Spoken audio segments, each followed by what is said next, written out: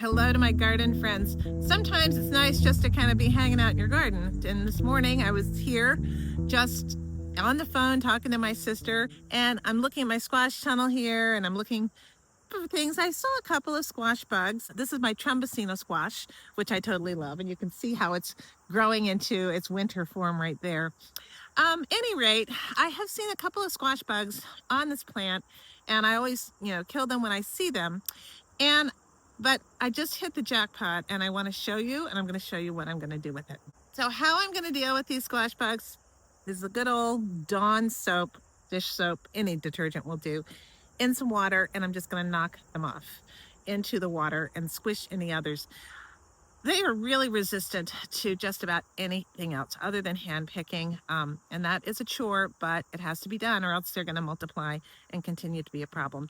There's really nothing you can do to avoid squash bugs coming into your garden. It's nothing you did wrong, but they are just going to show up wherever squash, cucumbers, things like that are growing, and they can gnaw and chew away and really do a number on your plant. As you can see, this plant is quite large. This is just one plant, and it grows through this double tunnel and has a number of fruit on it. This one I'm letting grow into a winter squash. This one I'm going to pick soon. That's about the size I like to pick them. These are about the size I like to pick them for a summer squash eating. All right, on to these squash bugs. I'm going to show you what they're doing. I was just talking to my sister, and I looked down here, and I was like, oh my gosh, look at them. They're all over. This is going to be a perfect way for me to get them. I'm just going to go in and take them all, knock them on into some water. I'm going in. I don't want them to run away. They will start to scurry. Look, I think I got them just about all. Here's a big one.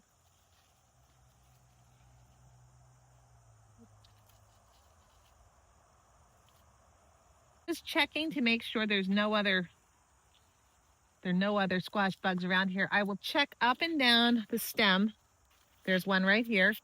Did I get him? There he is. They tend to cluster. They call them gregarious bugs. They like to cluster in groups. Little left over there. So after I did one sweep of that plant, I waited for about 5 minutes, 10 minutes, and then I checked it again all over, because some, if they got away, would have gone up, some would have gone down, and indeed I did find some more. Here's my lovely bug thing. It's kind of gross, isn't it? I think I got a huge number of what was on this plant, which is good. Generally speaking, Trombincino squash do not get as impacted as some other squash, but they do get squash bugs, and I want to keep them out of my garden as much as possible. Carry on.